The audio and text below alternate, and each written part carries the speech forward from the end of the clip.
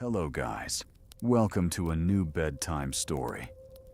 Tonight we will go inside a small, leather-bound book where a young woman, who would later become one of the most influential queens in history, wrote down her most secret feelings every day. If you like my work, take a moment to like and subscribe, and let me know in the comments from which part of the world you are listening to tonight's story. Every night, people from all over the world join us, and it's really nice to see that. Now, turn down the lights a little. Relax your shoulders. Take a deep breath. Slowly. Then slowly release it. Now, close your eyes. Tonight's story begins with a gift.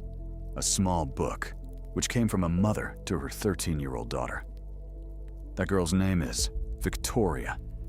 For almost 70 years, every day, through storms, illness, war, grief, she kept up this habit. Almost 40 million words written by her hand. A huge, detailed map of a human heart. Tonight we will walk along that map, page after page, year after year. Let us slowly travel back in time to 19th century England, where this story began in a lonely child's room in a palace. Let's slowly travel back in time to 19th century England, where this story began in a lonely child's room in a palace, Kensington Palace in London. Victoria spent her childhood here, but it was an unusually lonely one. Her father, the Duke of Kent, died when Victoria was only 8 months old. Her mother, the Duchess of Kent, and her mother's close advisor, Sir John Conroy, then created a strict system of rules that became known to history as the Kensington system. Under this system, young Victoria was almost never left alone. She slept in her mother's room and had to be held by an adult's hand when going up and down stairs.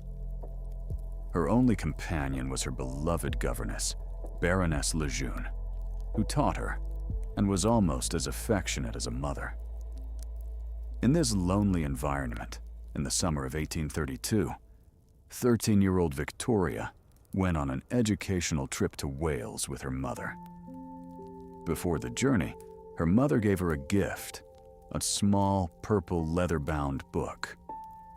In this book, she said, you can write about your travels. Young Victoria scribbled carefully on the first page. The book had been given to her so that she could keep a journal of her journey through Wales. She then described the time she had left Kensington Palace, the beauty of the roads, the small towns, the stops to change horses.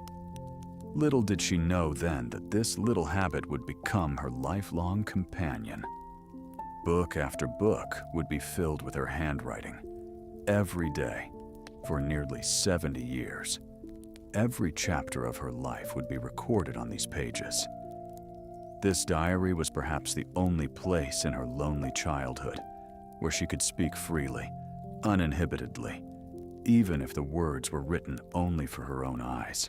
5 years later, on June 20th, 1837, in the early hours of the morning, Victoria was awakened by the extraordinary news. Her uncle, King William IV, had died. At just 18 years old, she was now Queen of England. In her diary entry that day, she wrote of feeling the sudden, immense weight of responsibility. She knew her life had changed forever.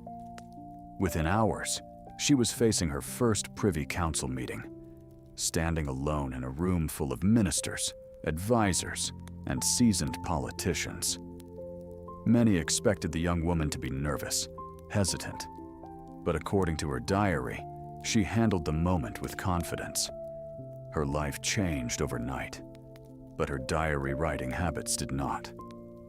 Instead, her pages now included accounts of state meetings, conversations with ministers, her growing friendship with the new Prime Minister, Lord Melbourne, who became an almost fatherly mentor to her in her early years. But alongside royal duties, Her diary also contained the ordinary feelings of a young woman, her favorite evenings at dances, her joys at horse riding, her complex, often tense relationship with her mother. She had arranged to live separately from her mother soon after her accession to the throne, a liberation for her after many years of controlled living. Every night at the end of the day, she would sit down at her writing desk, take up her pen, and carefully jot down each important moment of the day. This habit was a constant for her, a fixed point in the midst of a changing life. Ever since she became queen, discussions had been going on among the royal families of Europe about Victoria's possible marriage. Her uncle, King Leopold of Belgium, had particularly wanted her to marry his nephew, Prince Albert of Saxe-Coburg. Victoria had met Albert once before, in 1836, when she was only 17. She had liked him at the time, but had not yet seriously considered marriage. It was October 1839.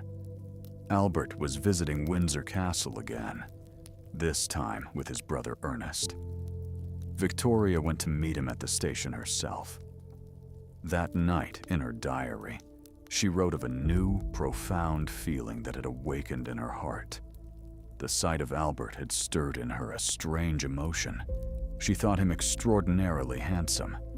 Her writings make it clear that this meeting had brought on a completely different feeling than the previous one. Within days of this meeting, Victoria decided that Albert would be her husband. As queen, she was supposed to propose to him, not him, by custom, an unusual circumstance that she herself described in her diary with some nervousness. On October 15th, 1839, she called Albert to her room alone and proposed to him. After that historic moment, her diary reveals the excitement, and deep love of a young woman, not of a queen, but of a man in love. She writes of how Albert embraced her with joy, and how at that moment, she felt like the happiest person in the world. On February 10th, 1840, Victoria and Albert were married at the Chapel Royal, St. James's Palace. Victoria wore a white gown, a choice that would later become the standard for white wedding dresses in the Western world. In her diary entries that night, she described every moment of the day, the decorations in the church, the excitement of the crowd, and most of all, the feeling of standing next to Albert. Even after her marriage, her diary writing continued, now filled with warmer, more intimate details. Her diary records the simple, ordinary moments of married life, spending time together in the morning, enjoying each other's company, the little daily chores. In one famous entry in late February 1840, she describes how Albert was putting on his socks while she sat and watched him shave. Simple, domestic moments that prove that, despite the luxuries of the palace, they were a simple, happy couple. Albert gradually became an assistant to Victoria in her royal duties. At first, his role was limited, but over time, Victoria began to rely on him more and more, reading documents, writing letters, and even consulting on important decisions. In her diary, she often wrote about gratitude, how lucky she felt to have a partner who was not only her husband, but also her most trusted advisor.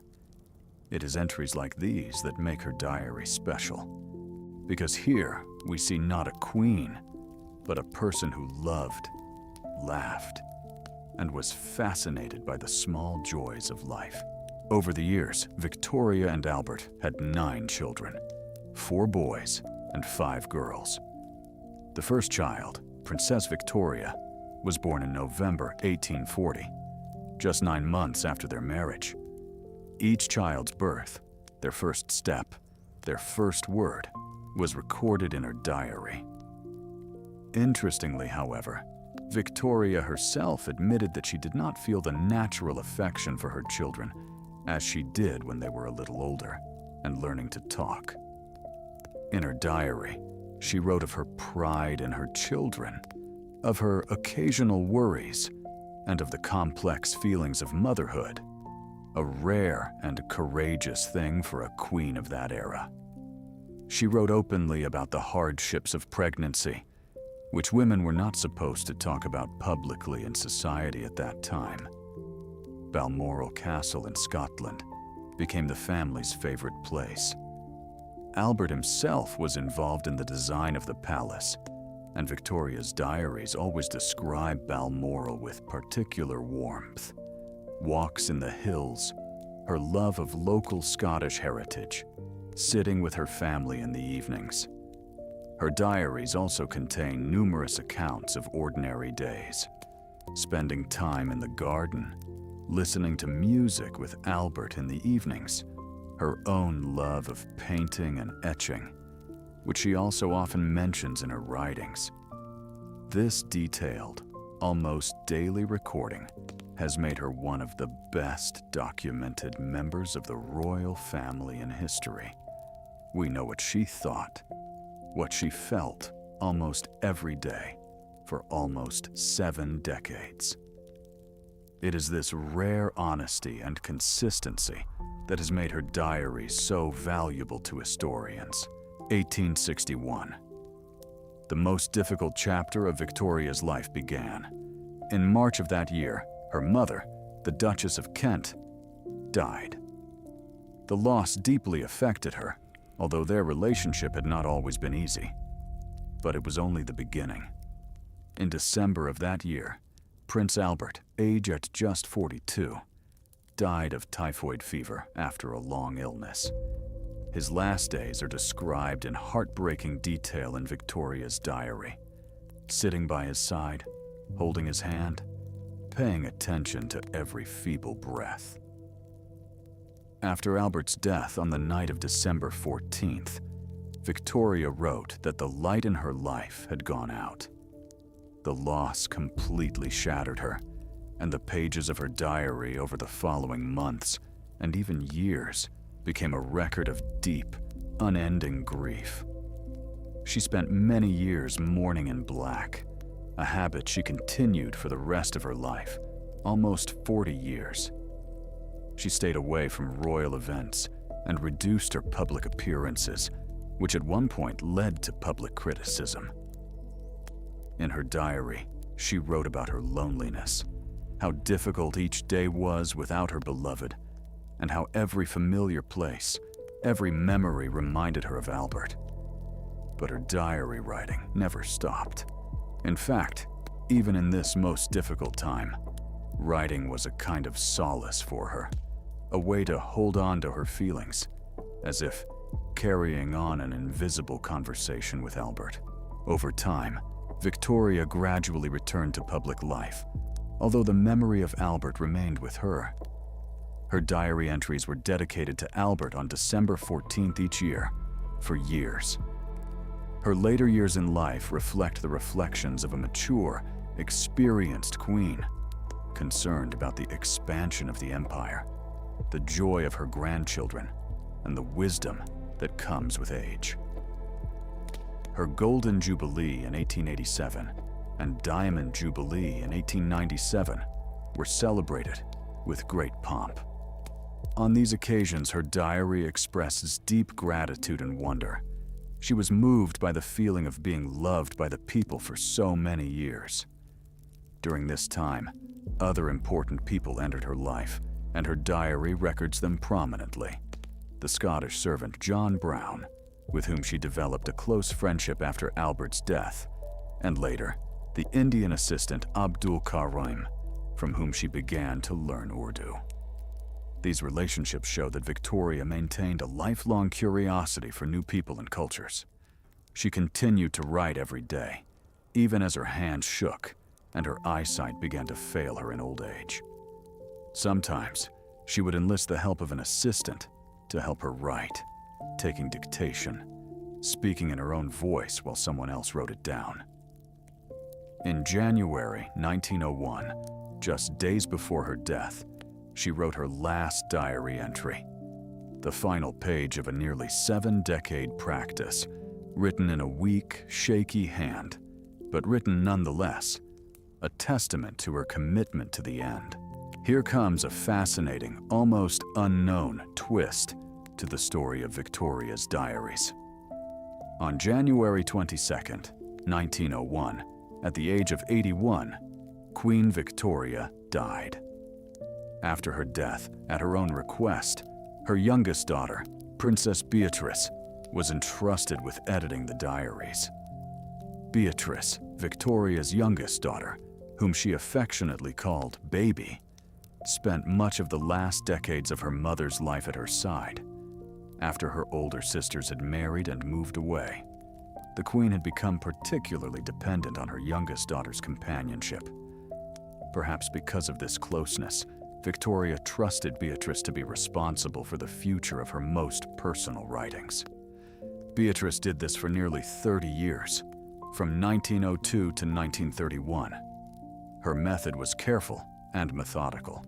She would read each original diary entry, select the necessary passages, copy out a draft first, and then write the final version from that draft in a blue notebook. And after each step, he would burn the original volume and the first draft. This decision sparked a deep debate within the family. King George V and Queen Mary were vehemently opposed to the destruction. They understood that once burned, this priceless piece of history would be lost forever. But Beatrice had her mother's own written instructions, so they could not stop her. What remains today is about a third of the original diary, Beatrice's edited and rewritten version, divided into 111 volumes. Only 13 small original volumes from 1832 to 1836 survive intact, and a historian, Lord Esher, made a separate typescript from 1832 to 1840, before Beatrice's editing, giving us a rare, precious glimpse into Victoria's own, unedited voice. Today, centuries later, Victoria's diaries have been digitally preserved and made available online to researchers and curious people around the world. Anyone, anywhere, can now read the pages that were once the private domain of a queen. While much has been lost in Beatrice's editing, the original language, perhaps some of her deepest feelings, what remains gives us a remarkable window into the life of a queen who simultaneously ruled a vast empire and sat down every night to write about her deepest feelings: love, grief, motherhood, loneliness, and the small joys of life. From her first entry, where she wrote about the beauty of a simple village, to her last page, Victoria's diaries teach us that even the most powerful people in history, in the end, love, grieve, and find a place to tell their stories, just like ordinary people. Her writing habit, which began as a 13-year-old girl's curiosity, eventually became one of the greatest, most personal documents in history, a reflection of a person's entire life, day after day, year after year. Now, you too, rest. Close your eyes, slow your breathing. Imagine that little purple diary, the soft sound of a pen on paper, the soft light of a candle, a quiet English evening outside the window. Tonight, if you want, you can think about your own thoughts in a calm way. No rush, just some time with yourself. Sometimes writing, or just thinking, is the easiest way to lighten your mind. And slowly fall asleep. Thank you.